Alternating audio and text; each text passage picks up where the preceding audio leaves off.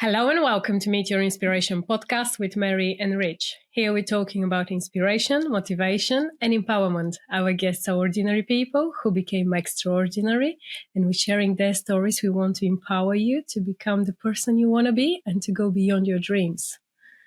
This morning we have a special guest, Laura from A Wild Box. Laura is one of the directors and the founders, and we'd like to share her story. So welcome, Laura. Hello. Welcome to our podcast. Thank you. Laura, as we like to start this conversation, we will take you back in the time and we want you to tell us what's happened with Laura once she was finishing secondary school. Which path did you take? So I went to school in Faversham and I stayed on to do sixth form there and then went on to college in Canterbury. I did a sports performance course, which was great. I loved sport. I still love sport. And then I went on to university to do equine sports performance down in Brighton, which was my real passion. I have horses still, and I love my life really. But sort of midway through the course, I actually realised that the horse bit I wasn't getting masses out of, so I went and changed my course, and I actually did a degree in bioscience in the end, which I completed in Canterbury. Yeah, so there was elements of the science in the equine sports performance, but it was the science modules that I was really interested in, and so that's why I decided to change it. I then went and completed at Christchurch in Canterbury for a bioscience degree. Then I left uni, as everyone does, and needed a job. And it was such a struggle. I was applying for literally everything in the science, like bioscience industry, conservation. That was really what I wanted to go into. But I had no experience, and every job wanted someone with experience. So it was a bit of a battle. Anyway, then a job came up at Barrett's BMW just as a receptionist, and I needed some money to fund my very expensive hobby of horses. So I went and just was their receptionist, and the plan was that I would be able to continue with just applying for a science role while I was doing that. It was, pretty stress-free, to be honest. I was with them for about 10 months, and I found that actually there was bits of the business that I was really enjoying. So I applied for a job as their marketing executive, which was actually for Barrett's as a whole. It wasn't just specific to BMW. And the guy that was kind of running BMW, he really helped me with my interview process. I didn't really have any experience in marketing, but I was quite driven that I wanted to learn. So, and I think that must have shone through on the interview.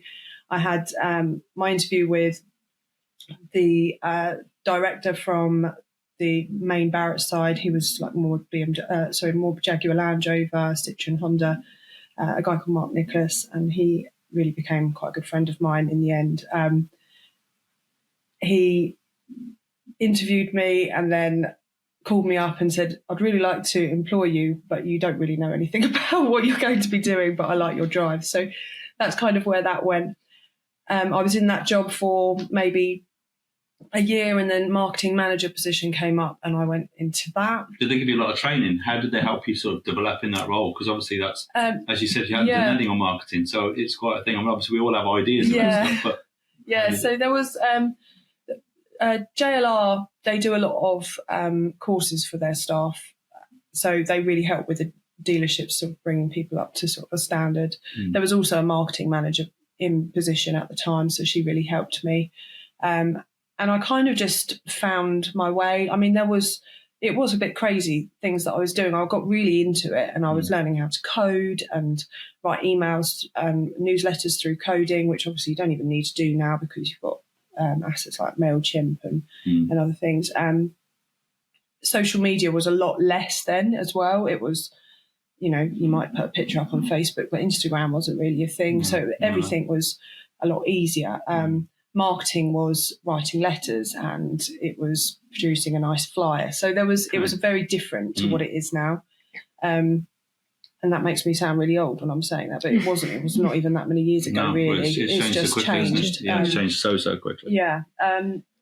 So, and a lot of the things that I was doing were like events, so product launch and campaigns, that kind of thing. So it was.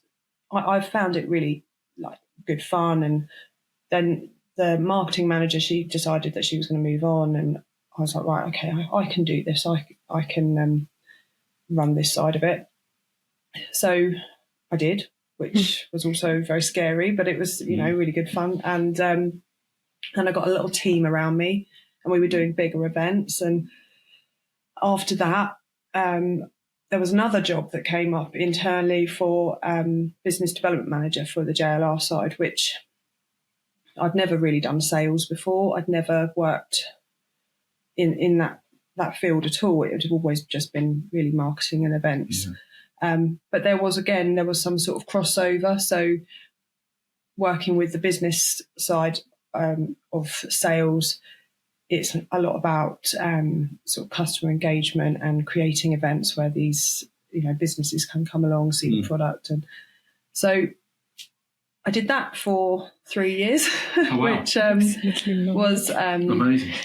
Was really great. I loved the job. I loved the team that I was working with. Amazing.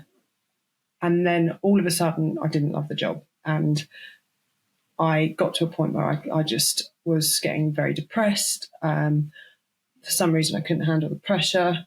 Did something trigger that? Did something trigger that in the background, not or was really it too sure? Somebody in the team was because sometimes people around you, sometimes some changes, because you always get changes in organisations, don't you? And you're in certain organisation, and a team really works together. And sometimes one dynamic changes, and it can change the whole atmosphere in an organisation.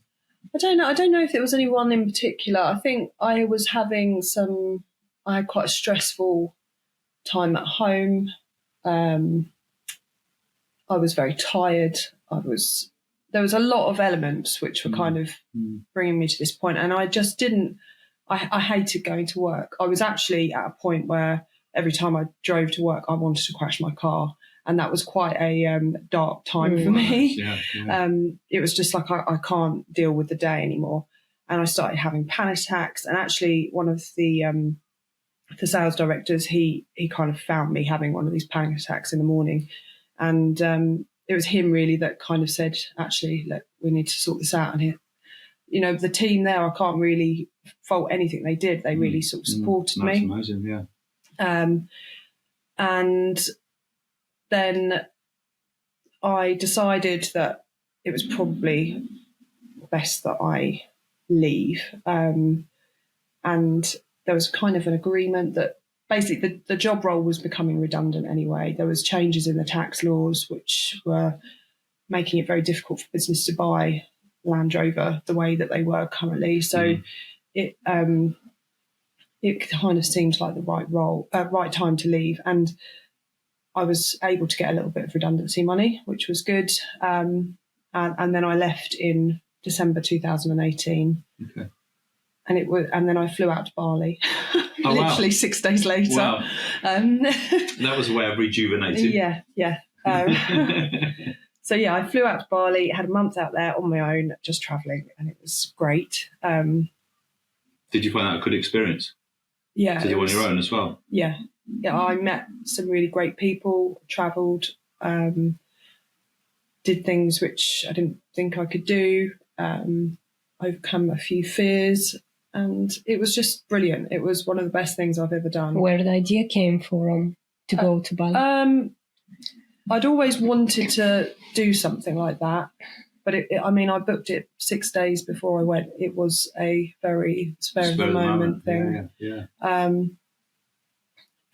So I just went out and did that on my own, and then I came back.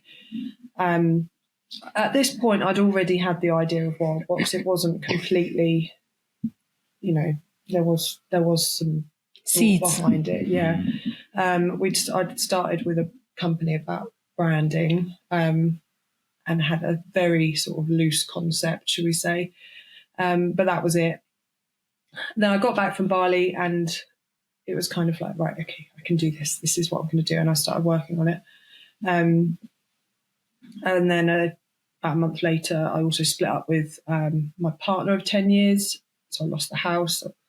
So it was I think what Bali taught me, and up until this point taught me, is that there needed to be a massive change in my life. It wasn't just changing my job, it's changing my relationship, getting out of that whole situation,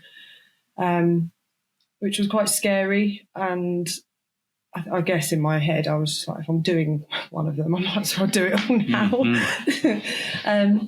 So I went back and lived with my mum, which I'm sure she wasn't particularly pleased about, but it was something that I needed to do. You needed somewhere safe. I needed somewhere to go, yeah. And I just had to go and recover because I was beaten, to be honest. There was lots of positives in Bali, but there was also real time for thinking, and I kind of opened up a lot of wounds which I needed to heal from. Did you find some friends over there, Yeah, there was friends that a few of them we sort of keep in touch very briefly. I mean, we're all sort of friends on Facebook and Instagram and stuff. Yeah, for sure. But it was I actually wanted to go to be on my own. I didn't intend to go out there to make friends. I wanted to travel on my own. I wanted to go out for dinner on my own. I wanted to, experience everything on my own because I felt like I needed to. I just needed to block the world out almost. So yeah, that was up until that point. And then I got back and started really working on Wildbox while living at my mum's. We had a bit of a sort of office shed in the garden, which I ended up practically living in because obviously I slept at my mum's in the house, but Your passion took everything. Yeah. All your time. Yeah, I think there's when you're starting a business and when you're also going through something like that in your life, the business kind of saved me in a way. It gave me a real focus. It almost became obsessive, which I don't think is healthy, but it got me through a really, really low point. And it gave me something to kind of drive me forward again. So what was the concept for Wildbox? Because just so everyone sort of understands what Wildbox is around the floor. When I first started it, I'll go back again. Throughout pretty much since I was 18, I'd always sort of done a bit of bar work with Shepherd Neame. Okay. Done all of their sort of outside events, so like point to points, and other bits and pieces that they might do, just with them directly, and also through another guy called Fred who used to run the Even Hill in Liverpool, and we would just go out and do their outside events. So it's not like it was completely new to me. And then when I was sort of coming to the end of my time at Land Rover, and also it was coming to the end of the sort of like point to point, I was kind of looking and thinking, actually, there's a bit of a gap in the market for something a bit more boutique-y for this style, outside events, a boutique-y bar, shall we say. And I had an old horse box, which my mum used to cart us around as kids with the ponies, but it had just been sitting in my granddad's yard for like 20 years, so it was really rotten. It was, to be honest, it would have been cheaper for me to just buy a new one, but sentimental values, I was like, no, we're going to convert this into an amazing it adds to the story, doesn't it? That's always exactly. So we converted that with another company because it needed so much work doing to it, into a bar. And the idea was that I would just go around with my car and my horse box to all these nice events selling locally produced gin and tonics, and it was just a nice thing. And eventually I would get another job, and it would just be something that I do on the weekend as a little hobby job, shall we say. Obviously it didn't pan out like that. So that was kind of the concept when I first started it.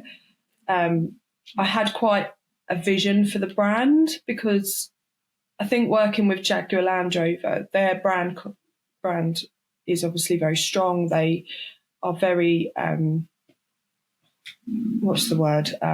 very strict on brand guidelines. And I kind of wanted that for this business, just because I wanted it to look super premium, and consistent, and even if it was only going to be a hobby business, I still wanted it to look the best. And that's one of the most important things as well when you start a business, to try and find that right logo, because the brand awareness, once you've done it, it can make such a difference, and how it looks it always makes it stand out, doesn't it? Yeah, and I think actually it really helped. The branding that was done, I was so pleased with. I thought it just kind of, everything was how I visualised it, and it really helped further down the line, and it still helps today. Like, the branding has pretty much stayed the same since I started the business, and actually it's just as fresh and it's just as strong as it was when I first started, probably even more so. So yeah, the first year I just kind of spent me doing networking. I was going to a lot of networking events where I might have been going with Land Rover, so I had quite good contacts from my last job, and then I used them a little bit. Exactly. And then I tried to get some other jobs, and I was applying for bits, and it was just kind of a bit of a weird year, to be honest. I was in a recovery from my, I don't know, what do you want to call it, trauma, should we say? Yeah. I was also trying to start a business. I was also a bit lost because I didn't really know where I was going to be living. It was just all a bit of a strange year. And then I got to the end of it, and I think Wild Box had taken about £6,000. Like, it wasn't like a very busy year or anything. I'd also been doing a bit of like yard work, just trying to get a bit of money to pay with for the horses. Mucking out stable. It was just a bit of a everything. I can't really remember a lot of it. It was a bit of a blur. Difference as well from obviously quite a high pressure sort of job, obviously with JLR, and obviously on the marketing side and business development and stuff. Yeah. Obviously, and that sort of relaxed moment, sort of with a little holiday, and then starting this. But I think it was needed. Yeah. It was so needed, and I needed to just be doing jobs where I didn't have to think about it, because actually my thinking needed to be going into the business side that I was, trying to grow. The following year, so that was 2019. The following year, obviously, was 2020. 2019 had been spent. A lot of it was getting bookings for 2020, so that was good. I was thinking, well, we're going to go into the next year. It's going to be really positive. Lots of work coming up, so maybe I can just continue with doing what I'm doing at the moment. Doing a job which is very low pressure, and continue doing the business because I think it's going to go well. Then March came. March 2020, the famous month. Yeah, and then the world stops. It just went Pete Tong, really. So I got a call on the morning of a wedding. So I had the van loaded, ready to drive to a wedding, and then it was cancelled, obviously, on the morning, which was horrendous for the bride and groom, but also pretty horrendous for me, because it was actually probably one of the biggest events that I would have done at that point. And I had a lot of stock, and for a very young business, that was quite a big outlay for where I was. And I was just like, oh my gosh, how am I going to get through this? And then within the next sort of 10 days, every single event that I had booked cancelled. It was just call after call after call. And I spent probably about 3 weeks crying, just like, how do I get through this? What do I do? Like so many other businesses out there, it was just crazy. So yeah, the whole year was wiped out. And then I had this little sort of brainwave of, right, I've got a lot of stock. What can I do with it? I can deliver it. So I put some things out, like some posts out on our Selling Residents group, which is where I was living at the time, over in Selling, just saying, I've got some nice bottles of Prosecco or champagne, or I've got some really nice local spirits. Does anyone need anything? And started delivering around the village in the car. In order for me to do that, I had to apply for a TENS license every time I went to do a delivery, which was, so I'd be like, right, okay, only on a Friday I'll be doing deliveries. And that was kind of how that side of things started. And then I was on I think it was it must have been a virtual networking event. I can't really remember, but I was talking to a lady called Alex Gordon, who is really well connected. I knew her through networking with JLR, and just kind of got chatting to her about potentially doing some sort of cocktail making class online, which we did. And I was doing gin and tonic bars. I was not a cocktail person at this point. So I was not mixology trained. I didn't really know what I was doing, but I thought, okay, well, let's give it a go. And she was very supportive, shall we say. But we put together some cocktail boxes. So if you probably don't know what that is, but it's basically, it was a cardboard box with all the ingredients that were needed to create 3 different cocktails. And so it's a bit like some of these these food boxes you get for recipes and stuff. Like, so the same idea, but for doing cocktail. Yeah, and then the idea was that I'd send out a link to Zoom. Everyone would join on. I'd show you how to make the cocktails, and then they'd get drunk the other side of the wire, shall we say. So we did that once, and it went really well. I mean, I was Googling how to make cocktails. It was really, really bad. But then I just self-taught myself. The shed that we've got where the office was, I painted one of the walls black. I put a bar in front of it. I put shelving up. I made it look like it was a bar. So from the angle in Zoom, it looked like I was in a proper bar. I really taught myself how to create cocktails. I was really interested, obviously, in local produce, because that was kind of what the whole concept was. And then fresh ingredients. And it was, my granddad had this amazing garden. So I was like going out there, trying different things and doing a bit of foraging and just playing around with it. Alex's class, there was somebody on it who said, actually, I'd really like to do this for my team. And then, so I did another one, and then another one, and another one. And it went, by this point... How many weeks did it take you from where obviously lockdown started, where you got to this point where you thought, well, this is what I can really do? How long did it take? So obviously we went into lockdown in March. There was a couple of weeks, months of what the hell am I going to do? And then the bookings started probably August time. Okay. So it did take a little while just to kind of figure it out, because I didn't know what to do. And then, August, September, October, November, and then December went insane. Like, I was doing 4-5 classes a week, multiple days, multiple in one day, classes of not sort of 10 people. I had bookings for 100 people. And me and my mum were making these boxes in the shed and delivering them out. I had to change, so I got a premises license on the house and the shed, in order for me to be able to deliver them out. So is it everybody that come on that online course, they get the box as well? Yeah, so everyone gets a box. So before the course, so they... Wow, sounds cool. So everyone got a box, and then I send the Zoom link out. And then obviously in the box there's also instructions, so they can, if they miss something, especially like on a group of 100. Wow. You know, the Zoom boxes are about this big and I can't really see what I'm doing. And actually those big classes were really scary, not because I was doing it any different. I just couldn't see anyone's reaction, because the boxes were so small on Zoom that I didn't really know. Particularly if you've got 100 people, you wouldn't see anybody. Yeah, it was really hard to like engage with them.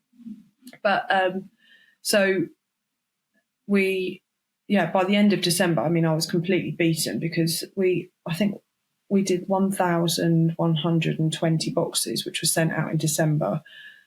And from a business which had done $6,000 the year before, like, it was insane. Wow. But such a smart idea and so clever. Really? Yeah, I mean, it was pretty mental. It was good. And we did some amazing clients that we had. Vogue booked us, KFC. We did some like really like big data companies in London. Yeah, we were sending them across the UK.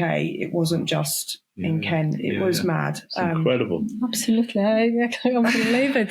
I mean, from that low point that you've been in March. Yeah. It was, and then suddenly became Well, December, you've got this crazy. massive business going on, training all these people across the country. Massive brand name. Amazing. Who is sitting on our sofa today? Wow. Yeah, I know, but as quickly as it came, it went quickly as well. So we'll get to that bit. But yeah, it was crazy. And I think the biggest not regret, because I couldn't have done any more. We was making boxes till 2:00 in the morning, and it was because it's just busy. you and your mum. Yeah, and how big were the bottles? Because obviously everyone thinks about a bottle of gin or something like 700 mils. Like bottles, you need something small, don't you? Really? Yeah, so we were doing 5 cl bottles, which is like basically a double shot.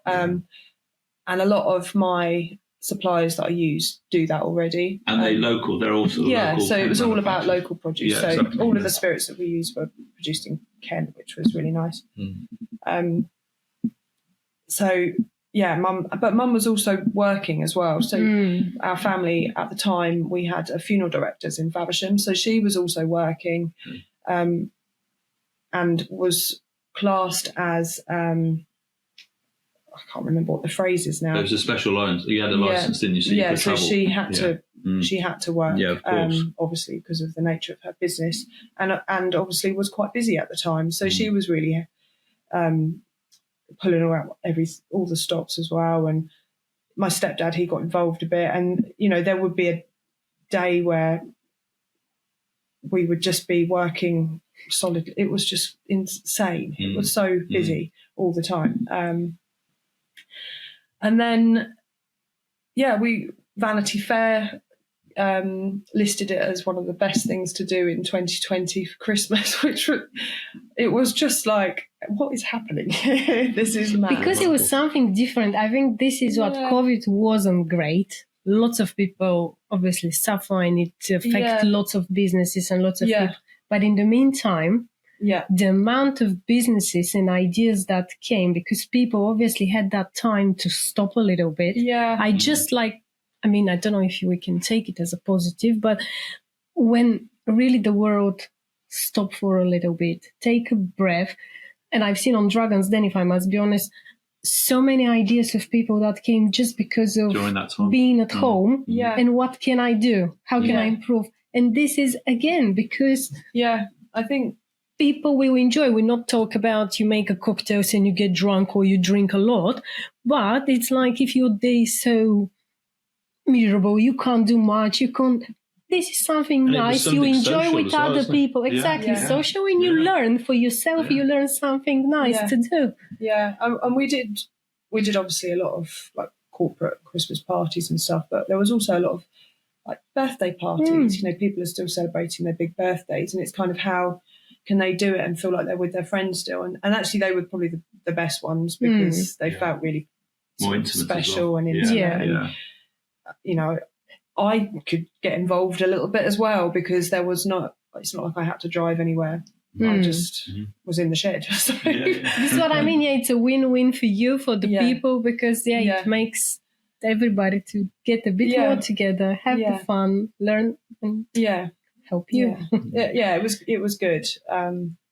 But so the things that I didn't do well in that point was I had data which I didn't really use, because I couldn't keep everything. I couldn't keep on top of everything. So I wasn't like capturing the data correctly in a way that I was then able to use it like further down the line. So that was a little bit of a shame. If I was a bigger business, there might have been somebody that could have helped me with that, but there wasn't. So we kind of went through to the next year. So January was actually quite busy as well, 2021, because there was people still doing those Christmas parties. And, I was so busy that I couldn't get them all in December. So people were like pushing them over into January, which was good for us. Then February came along and there was a few Valentine's things. And then it was like, okay, right, I know what I'm doing now with this. I kind of got to a point where it was quite, I understood the product, shall we say. How can we make this a gifting product? So it wasn't just an experience, it was like a gift. So we kind of turned it into our gifting range, which we still have now.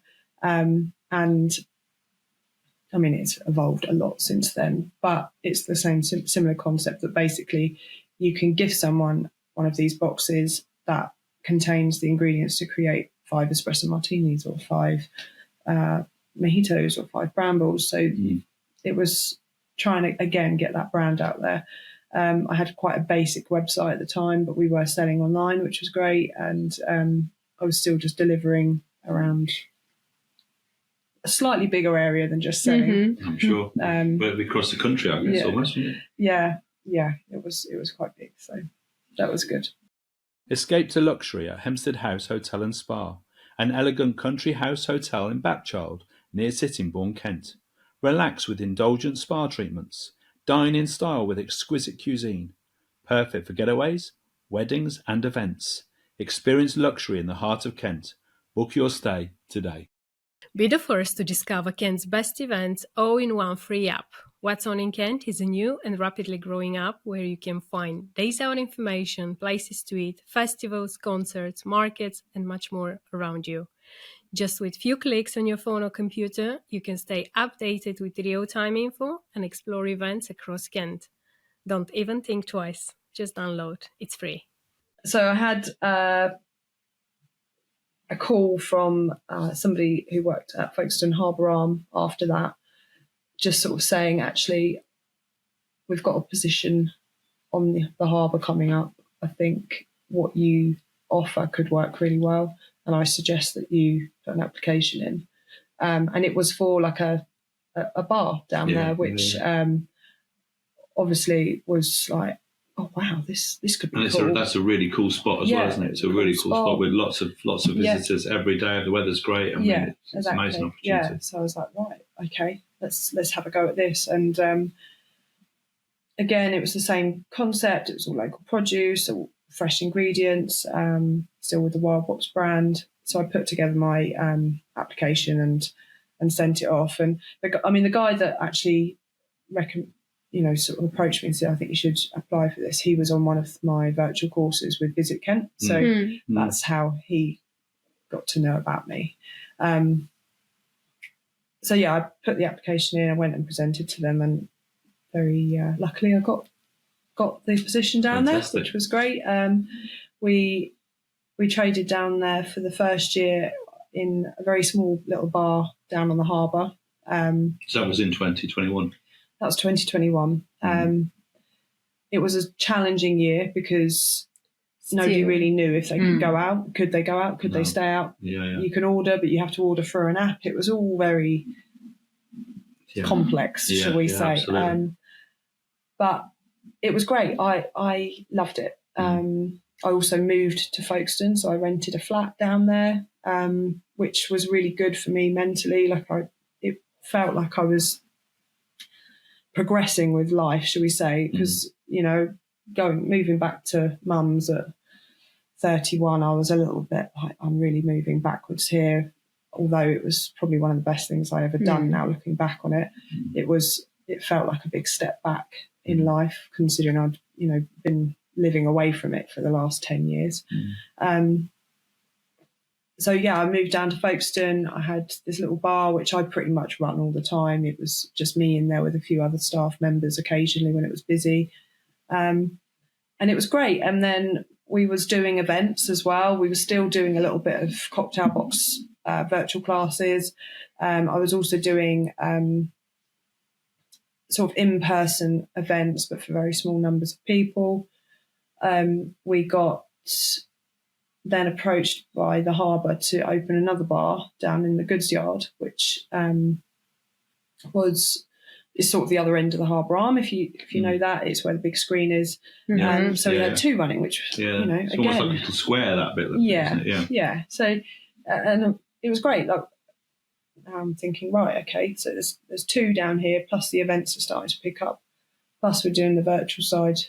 And it was really just me still. Everything was going into this. That was my question coming. By then, did you already had someone joining the team? Or? Yeah, I mean, I had staff. Obviously, I couldn't be in 2 places at once. Exactly. But there was, I was working a lot. It was pretty much just me running the show down there. It was really like hectic, almost a little bit too much, shall we say? Because how many days a week? Because 7, literally 7 days a week every time. Wow! Yeah. And if everything is going carry on, exactly. I mean, if it's busy summertime and season, it's always going to be manic. Yeah, and there was so one of the other things that happened is because we were booked by Vogue to do a class back in 2020, as part of it, they featured us in Tatler, which is part of their magazine group, which was like amazing, obviously. But with it, I then got a call from a wedding venue in Tunbridge Wells asking us if we'd be their sole bar provider, which I was like, yes, because you say yes to everything, not really thinking about the logistical side, like how the hell am I going to do this? I've got 2 bars in Folkestone, I'm running events, I've also got this virtual cocktail box, and now I'm sole bar provider for a venue in Tunbridge Wells, which in my head I was like, oh yeah, still in Kent, it'd be fine. The journey from Folkestone to Tunbridge Wells is quite a long way. It is, and it's not a straightforward journey. It's not a straightforward journey. There's no straight road across. No, and sort of by middle of the season I was like, oh my God, what have I done here? Because it was just very busy, shall we say. And I had emotional breakdowns and I was calling other bar companies like, please help me out with staff because I'm really struggling, I can't get enough. But somehow managed to get through it and had a really good year. Good first year on the harbour, good first year at the wedding venue. The events were starting to pick up, which was great. So the wedding venue, that wasn't just a one wedding, it was a constant on weekend after weekend. Yeah, wow. So, I thought it was just one weekend. No, okay. No, wow. So they wanted us there all the time. Wow, so we amazing. Yes, amazing for us. Sounds like an absolute difficult nightmare. Stupid of me, to be honest. These are the challenges of running your own business. Yeah, but this is the problem with. So I said yes to everything because I was desperate for it to succeed, but actually, it was probably pretty detrimental to the business. Which I will come on to, obviously. So that year was insane. Then the following year, the bar on the harbour arm, we expanded, and it was a bigger space, and it was beautiful. Like, I loved it. My perfect bar. But I had it so I only had it for a year, and it was my decision to call it quits on it, but I just couldn't cope with it. I'd also, so in end of 2021, I'd also met my partner, Joe, my current partner, Joe, and we fell pregnant very quickly. So in December, we got pregnant, which was obviously quite quick. Luckily, he is the love of my life, and it was all meant to be. But obviously I was pregnant trying to run all this side of the business and opening a new bar. And it was just, again, too much. So we still continued. Joe actually came on board and worked for Wild Box as well, because he could obviously see that I couldn't do what I was doing anymore. Did he have a background in at all? No, he doesn't even drink. he's been that could be quite a good thing. Sober for the last 6 years. So he doesn't even drink, but he could see sort of my passion for it and what I wanted it to be and how it was going. So he really was amazing in those early days. And I mean, he still is amazing, but he was really amazing in those early days. So at that point, he came on board as an employee. So we were running it together, but I mean, he was pretty much there through everything. We continued with all of the bars and the wedding venue for 2022. Where are we now? And then had the baby in September, which was lovely. And the best month. The best month. He's gorgeous. Went back to work 3 days later. Wow. Yeah, I don't know why I did that.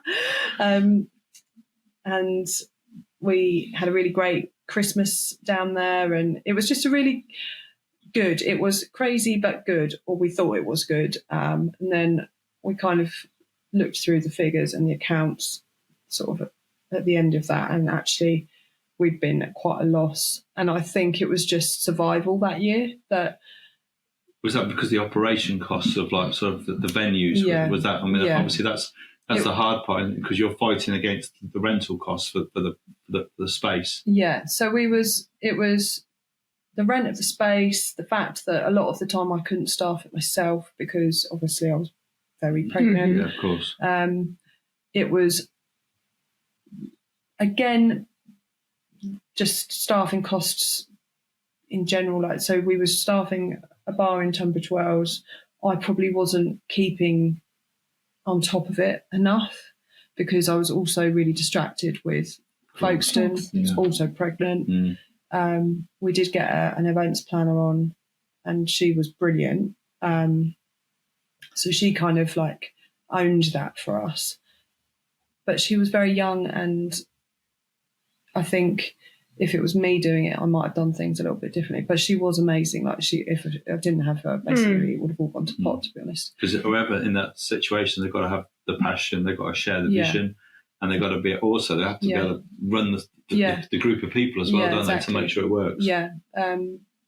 So there was a lot of things which basically caused the business to go into quite a negative, and it was a bit of a scary time. And it was then that I was like, okay, I don't think we should run the top bar on the Harbour Arm anymore, which was really sad for me because my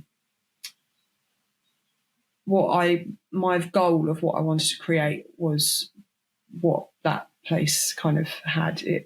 Was that the one at the end? Is that the one at the very end, underneath where almost the light is at the very end of the harbour? It's not the lighthouse. It was kind of just back a little bit, but on the side up. They call it Platform 4. Okay. But it was it was really pretty. I loved being in there.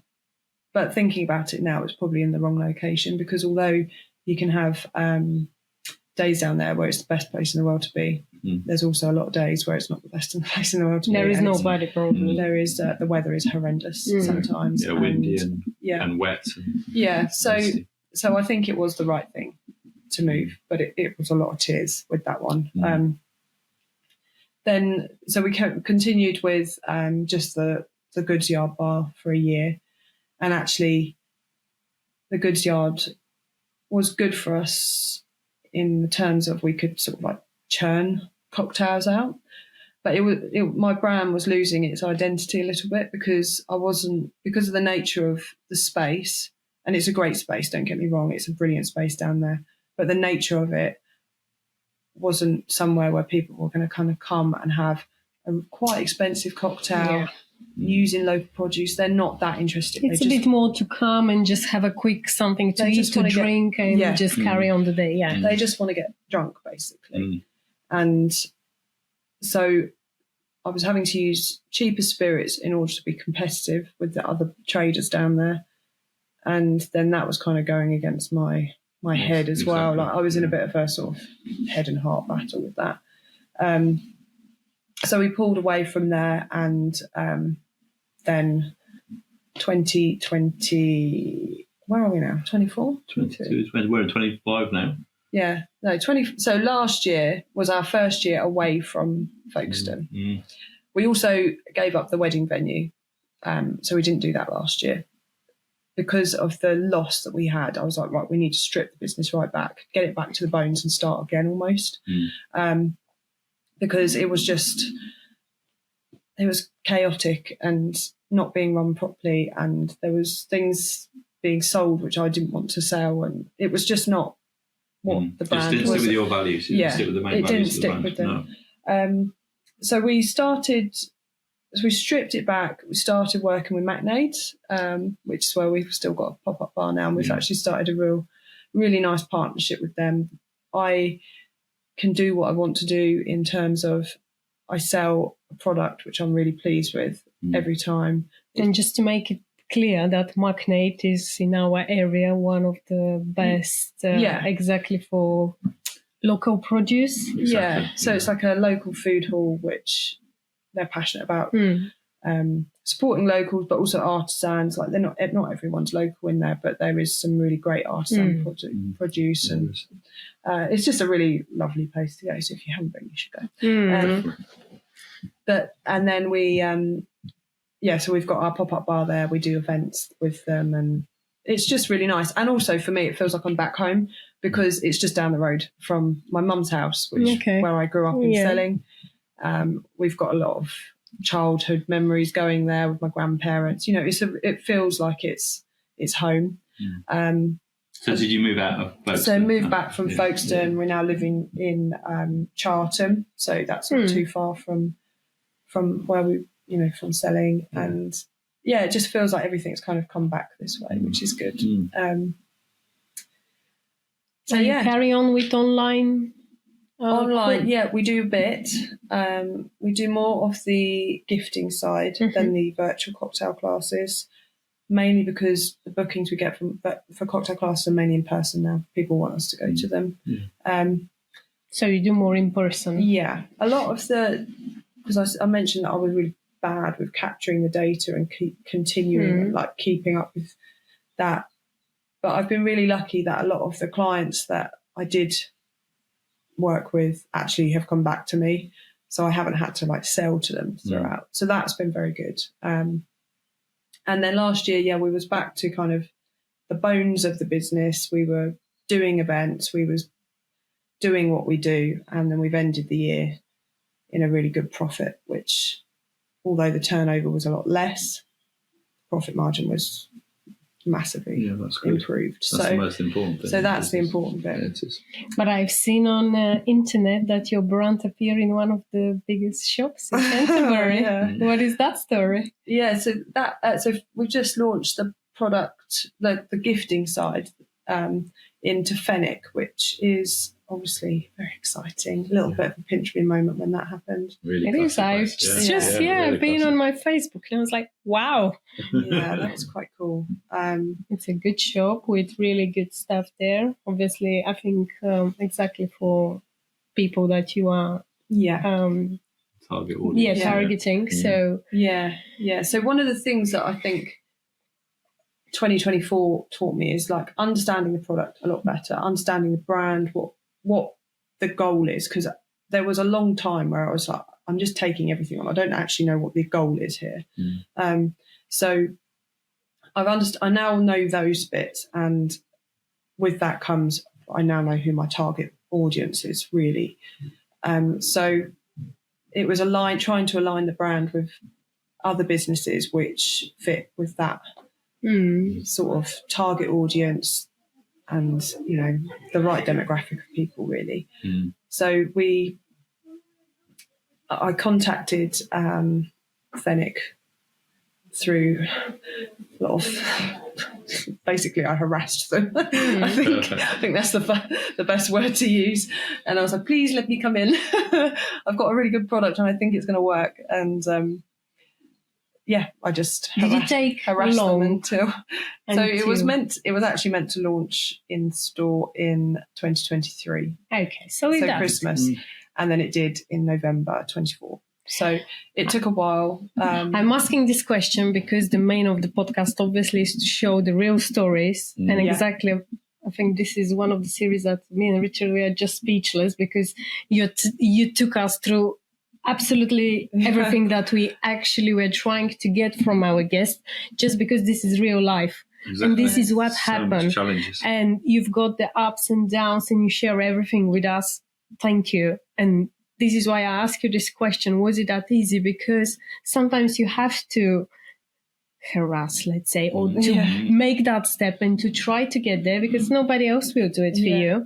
And that's why, to clarify that it's not like, I contact them and here it is, my product is launched. Didn't happen in 24 hours. A year, it's a quite long period, but and now it happened. I mean, there was, so the method that I went to getting in there was, I needed to obviously get in front of the store director, but from when I was doing the virtual cocktail stuff back in 2020, I did do a class for Visit Kent and the Canterbury Bid, which is, it opened a few doors up. Of course. So I contacted a lady who kind of runs the bid in Canterbury, and I said, look, have you got the contact details for these people, and would you be happy to share them? And the new store director for Phoenix is a woman, and I think that helped. And it was a really it was just a nice email that I sent to her. And I think they had some thoughts separately to me approaching them about introducing some local brands into the store to try and open up, again, slightly different offering. And it was kind of like, I emailed her at the right time, and that's how it happened. But it did take a long time to get there, because one, the product was something that I had been selling through my website. It wasn't store ready. It needed a lot of work to get to that. It needed a shelf life. So I need to change some of the products in here in order to actually be able to sit on a shelf for 6 months, because at the moment it's not that kind of product. We had to go through, obviously, they're a big business. We had to go through their legal department to make sure that we was, in line with absolutely everything. So although it took a long time, it was I think it was good for us, because one, it made us improve the product, and two, it taught us how to bring a product to a proper retail space, not just something that I'm selling on a market or on my website. So are these pre-prepared cocktail drinks? No, so the idea is still DIY cocktail kits using local produce. Okay. But the difference is, to what I used to do, is I might, in the past, I would have stuck a fresh lime in there, because you're going to probably use the product very soon. Yeah, of course. Whereas now I can't do that. It needs a shelf life. So it's right, okay, we need to get a really nice organic bottled lime juice, and just everything about it is something which, like every element of it, definitely improved really product. Improved. And then, make sure it's labelled correctly, and make sure it's presentable, and everything about it is just... How many people are in your team today? So still it's me, Joe, and then we've got a few people that help. More on like an ad hoc basis. But we're still relatively small. Like we're not but I assume now it's getting a bit more like bookings ahead business. Because people are starting back again to celebrate life. So 2025 I think will be a great year for events. We've got a lot of bookings. We're working with a lot of new venues, which is really exciting. I feel like last year working on the brand and the vision and getting into Phoenix has opened up a few doors, to be honest. It makes it feel like a proper brand, whereas before it was something that I just was like, I don't know, desperate to make work. Whereas now it does feel like it's a proper brand. But that sounds like it sounds really scalable though. Even from those, you could obviously, once you've done that and your shop prepared, that makes you really scalable, doesn't it? Because I imagine like the Harrods of this world and the John Lewises of this world. Surely that's got to be the next step. This is what was in my head. Yes. So that's kind of what I'm thinking now. Is that okay? We've got a product. Like let's take it to new stores. Like the first one we're going to go to is Phoenix, Tunbridge Wells, because at the moment we are only in Canterbury. So okay, well there's another Phoenix in Kent. We should be in that store as well. And actually, because of the wedding stuff that we were doing over there, a lot of our audience is over there, and I can see through our socials where our audience is, and I can see that actually that might work well. And then I've requested the data from Phoenix so that I can then take it to other stores and compare it against other similar products. Not that I think that they are selling anything that similar, but it, something which could then hopefully push us into other department stores and local stores, like, local farm shops and things like that. It could be a good thing for us. So scalability on that side is definitely something we're going to try and work on. And then scalability on the other side. So obviously we do events still, and we've got the bar at McNaid. My vision for that side of it is that we will, by the end of next year, have another bar space, which will be a proper bar, shall we say. Not that McNaid's not, I love it over there, but it is in a barn and it is seasonal. Yeah. I want something that's all year round and that I can really sort of showcase what we do. And then the event side, does it go into a franchise model? Because we've got a great model for Kent, because we are all about Kent. But actually, that whole model, why could it not be replicated into another county? So it could be that's franchised across other counties.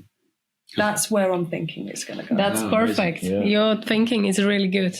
And we are sure that you're going to get there. You're again answering my questions. What is next for Wildbox before sorry. No, that's fantastic. No, it's perfect. It's really good. Just to make it as well, again, whoever is listening, you can do a bar, I like mobile bar at events. And in the meantime, it could be as well specific for cocktails, isn't it? Or so we do full bar service. We've got a Horsebox bar, we've got modular bars, so we can fit really into any space, inside or out, upstairs or down, like literally anywhere we can go. We do full bar service, or we just do cocktail bars. We do pay as you go, or we do unlimited. Like we like to tailor our package to the client, because I like to call it a boutique bespoke company still. It's not, I don't want it to be somewhere it's just pulling rubbish pints off. It's a really nice experience. That's kind of what we're trying to, push forward with. And then again, with our bar spaces that we have, which are like our permanents or our pop-ups, it's the same concept. And that's the whole idea with Wildbox, is that it's like a lifestyle brand. You can come to our bar and you can have a really nice cocktail. Then you're getting married and you think, actually, I'll have fun at my event. And then you've got to send a gift to someone and you can then do that again. So we're trying to attack you from all angles. Sounds brilliant. I like when we had our conversation when we met last time on a networking event. Yeah.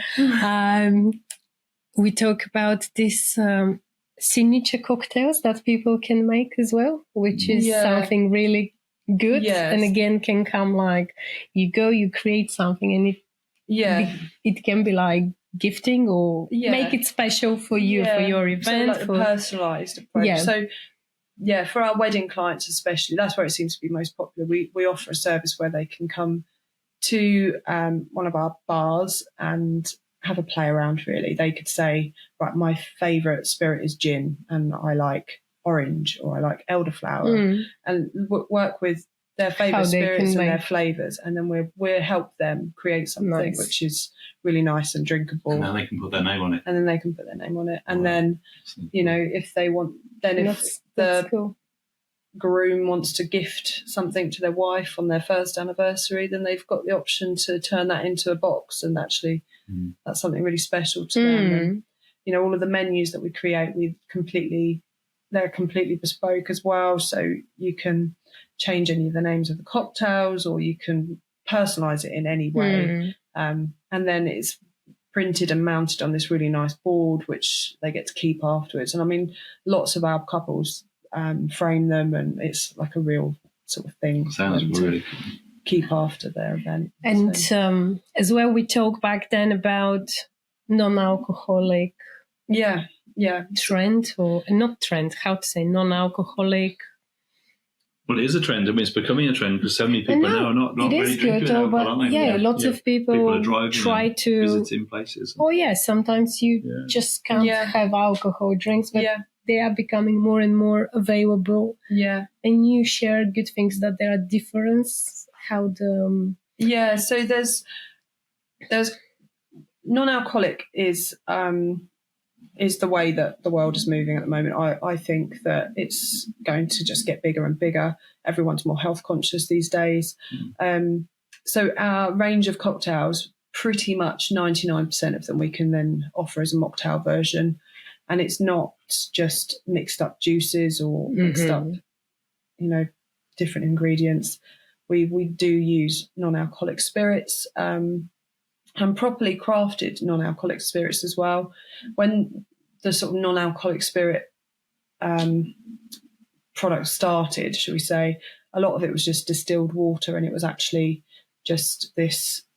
It didn't really have much flavour. It came in a very nice, expensive bottle. My experience with non-alcoholic cocktail with gin, which was absolutely awful, but that was probably 5 years ago. I don't know. And I think that the offering was really quite poor. But now there's businesses out there which are creating these non-alcoholic spirits because they are distilled back to a point where they're at 0% or 0.5, and so it's a really like low alcohol product or zero alcohol product, but it's been distilled the same way as what a alcoholic product would have been done, and you're getting just as much flavour and you're getting that same kick, but not with alcohol. Well, that's really important, isn't it, together? And it's just making it feel like there's no compromise on the fact that you don't want to have a drink. And I mean, there's some people out there which don't. They would like to have a apple juice. And, we make sure that all of our soft drinks are of really high quality as well. But if somebody wants to have a mocktail, I just don't want to be overcharging and selling basically a crap. Just because mix they of don't juices, want, it's got to be just as good as the cocktail. And there are products out there now which we can do that with. So it's a really good. And are they available in the kits as well, the non-alcoholic ones? Not yet, but watch this space because it is. I think that is definitely something we will move to. We've looked at different ways of doing it, but it's keep the secret. Keep the secret. There's not masses out there at the moment, shall we say? So it makes it a little bit more challenging. But there are things that we can do. So we're working on that. Awesome. Is there, obviously, during your journey, you mentioned a few names and people who appear in your life and help you all the time. Was there someone who was constantly mentoring, or at some point you find someone who was your inspiration, who helped you a lot?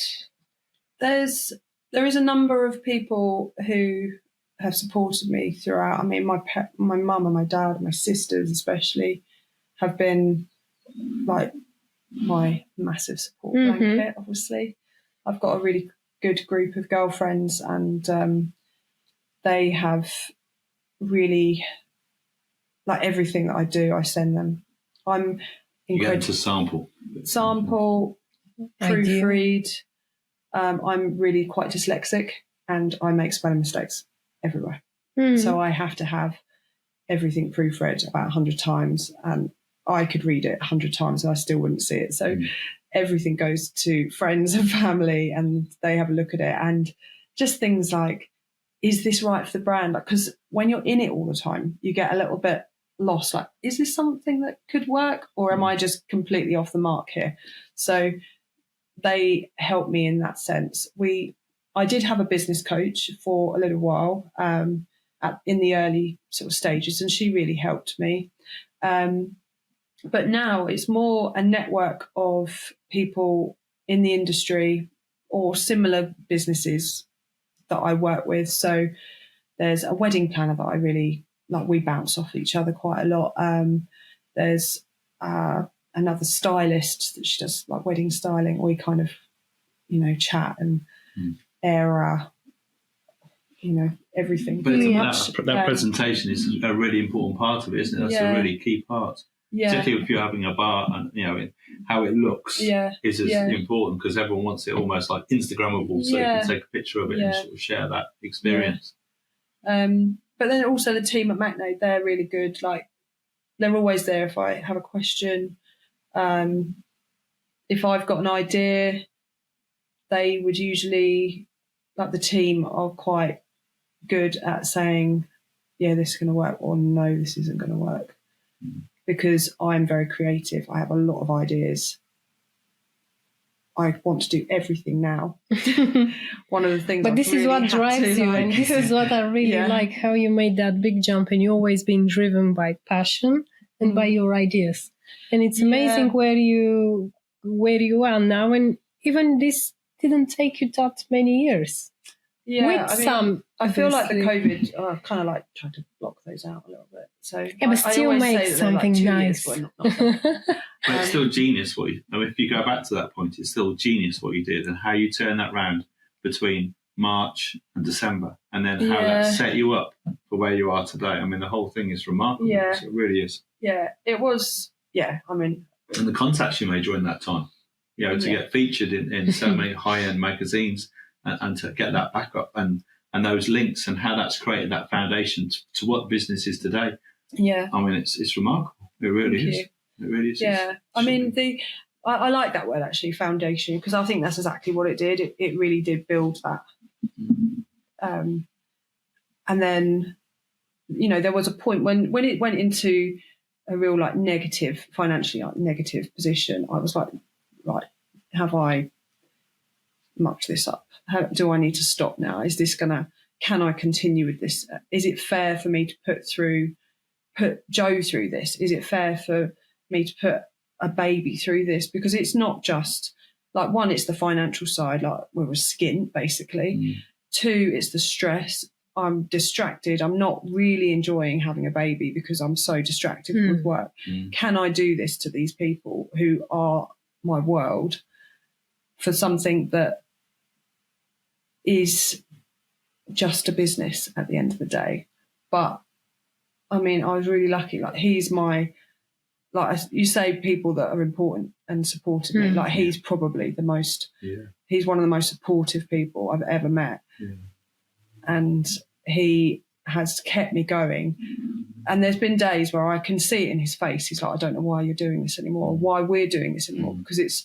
We could go out and both get probably a very good job and actually have a nice, comfortable lifestyle, and we'd be set. Whereas we're not. We're still striving and desperate to make this work. Yeah, but you know what? You've got. We mentioned that word foundation a moment ago, and you have the foundation of something remarkable, really. Because even when you think about what you're doing now with Fenwick in Canterbury, and you look at where that could go, it's such a huge opportunity. Yeah. And to be honest, like, when you look at it, you think, well, there's so many opportunities and potential, like across bigger stores and getting the right support. And I'm sure, how many people watch Dragon's Den, and you see businesses, and what you've done on your background, really, you've got everything set because you've done all the hard work. Yeah, you probably don't see it, but from the outside, I can see you've done all the hard work, and you think, wow, what a huge potential that's got, and it's in a market which is still growing, and everyone likes to go out and always will be growing. Yeah, this is something that people will always enjoy. But everyone likes that artesian sort of like local, like with gins and other drinks. Obviously in Kent here we've got a most amazing resource of amazing vineyards and distilleries and opportunities, and across the country that's still growing. And wow, and you've just got the foundation of something remarkable. Thank you. I think you should be mega proud of what you've done. Thanks. Absolutely. Have you got today, obviously nowadays, have you got a bit more time for you? Are you finding a bit more time? I am stricter with personal time now. Good. So last year, although we stripped the business back, it was quite busy, and I also had Grayson with me most of the time. Mm-hmm. In September, he then went to nursery. So he goes to nursery 3 days a week, and I have 2 days a week with him. And it's probably the best thing that's ever happened, because now I have 2 days really good quality time with him. and 3 days where I can work and it's just about work. So splitting that and making sure that he's got his thing. He's really great at nursery, and then I've got my thing. And it just makes the time that we do have together more special. And obviously a lot of the work that we do is evenings and weekends because it's events. But we've also got a really good family around us, and Grayson loves Nana. So goes with Nana a lot of the time. Lovely. But, Joe is working with me, but also he's got his own thing that he does. So he's kind of a bit more flexy now, shall we say. So through the winter months, he does his own thing. And then in the summer, we kind of go full pelt with Wild Box. But yeah, definitely more time. Is there a habit that you've got that you try to do, like a daily habit or something that you follow and help you a lot? Habit. Something that you sort of do each, and you sort of think, if I didn't do that each day, I wouldn't have probably. Probably not yet. No. I probably need to get that. I mean, I don't spend as much time on my phone.